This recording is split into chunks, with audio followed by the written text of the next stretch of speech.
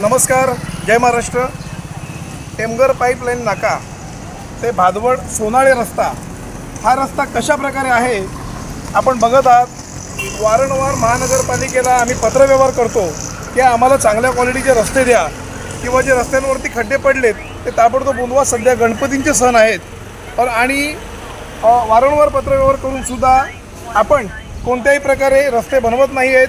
आमचे शेकडो रिक्षावाले बांधव या रस्त्याने प्रवास करतात. स्थानिक नागरिक असतील, त्यांच्या रिक्षांचं, त्यांच्या गाड्याघोड्यांचं जे नुकसान होतं ते महानगरपालिका भरून देणार आहे का?